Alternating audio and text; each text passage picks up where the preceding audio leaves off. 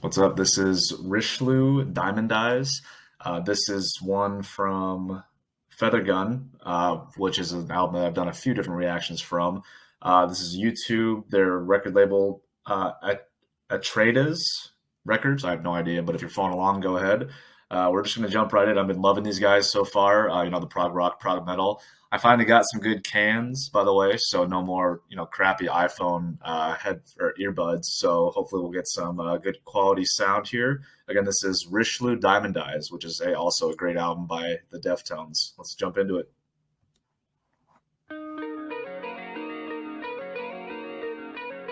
It's an interesting guitar tone for these guys, I feel like.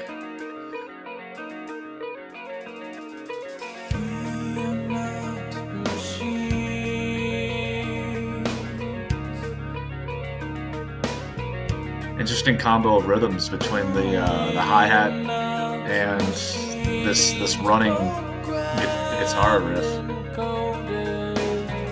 It might be two guitars, by the way.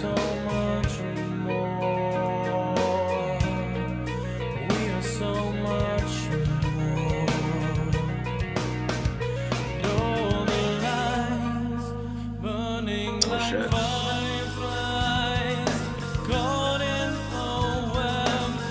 Listen to that. Man, that hi-hat. It's an interesting groove. Kind of alternating between a kind of a washy, half-open hi-hat and a closed. Okay. A lot of tremolo guitar. Big contrast from what I assume was the verse before this, with the running crash.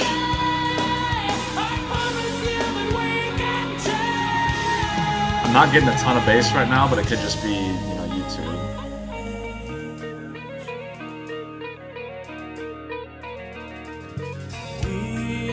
Back to this.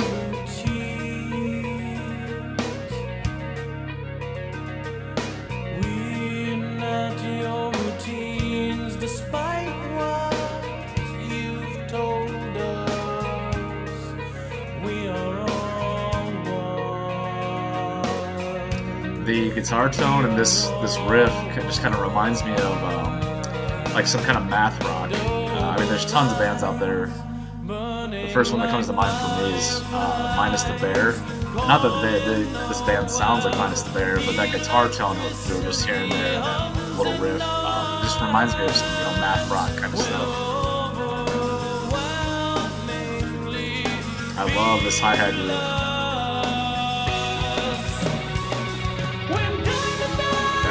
Chorus.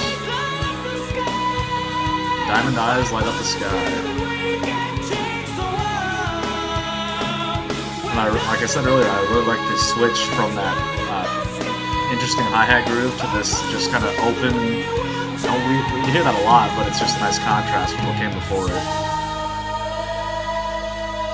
I would say that I would want more from the guitar track in the chorus because it's not really doing anything, but it fits with everything else.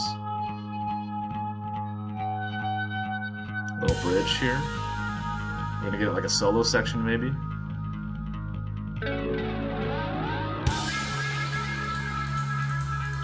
I'm building towards something. That's cool. That's a cool effect. Kind of sounds like there's something trickling down.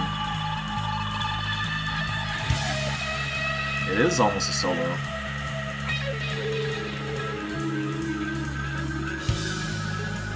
Hear a lot more bass in this section.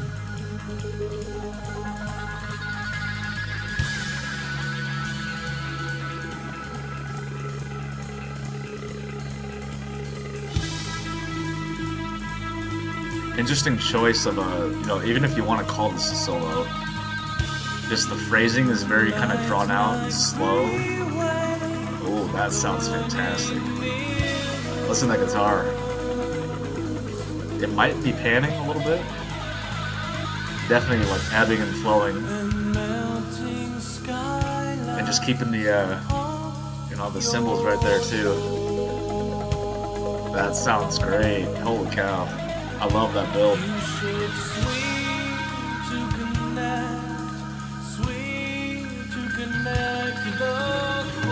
Just their use of an isolated lead track in the guitar reminds me a ton of Tool. I've said it many times at this point.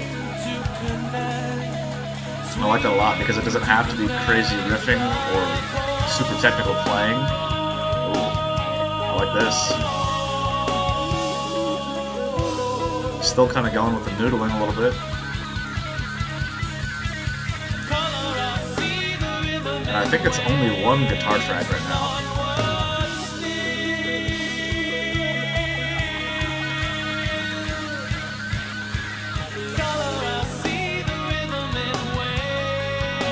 You could go at two different paces here. You could do this slow one. I was going there for a while, a little bit faster with that cymbal.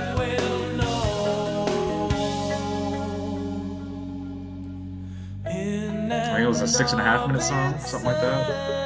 You gotta be getting close. There was some clicks. So that's like on the rim with the snare. Where are we going?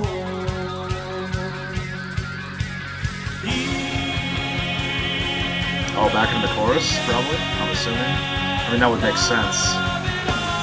And his vocal tone right now sounds like it's going to be the chorus again.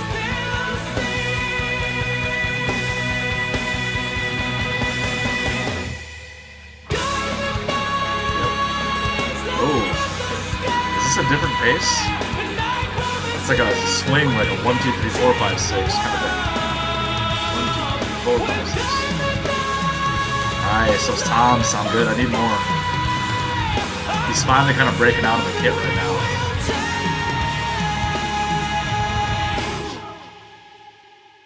Oh shit. I was expecting one more round of the chorus there. All right, that was Rishloo Diamond Eyes. So that was a different one.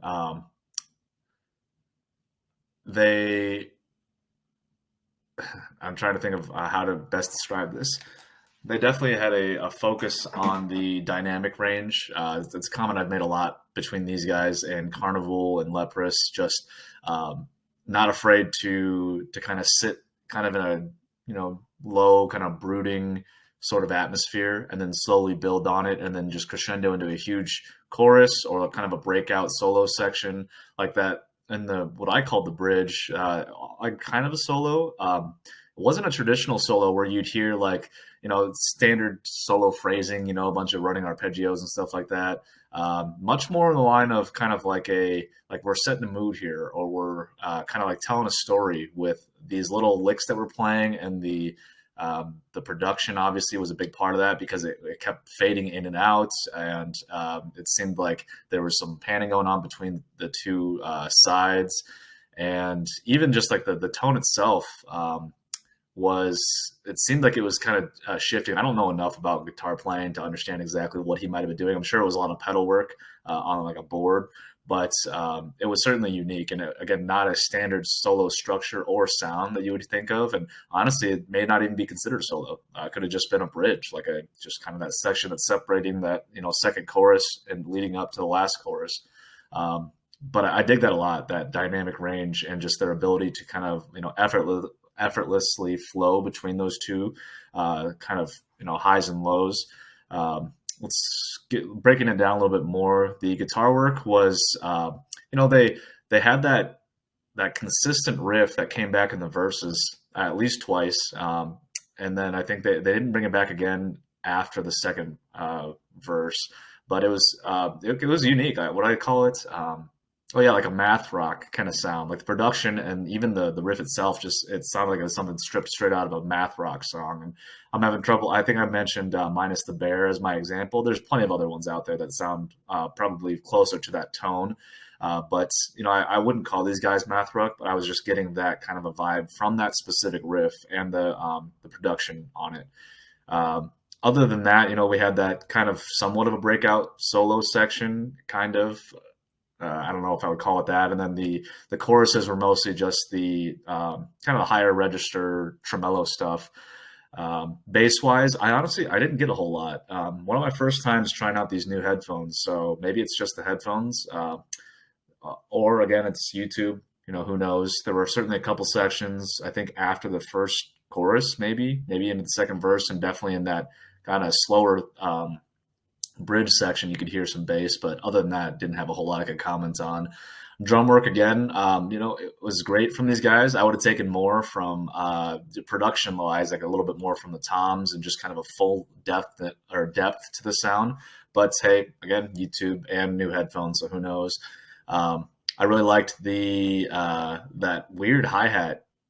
Kind of, what was he doing? It was kind of alternating between a like a half open kind of washy sound and doing super fast notes. I think they were like 16ths or 30 seconds, something like that.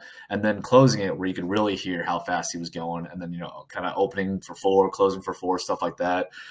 Just a different way to do that style. A lot of people will either keep it open the whole time or close the whole time, talking about the hi-hat. And this was, again, just a way to kind of set themselves apart. I like that a lot.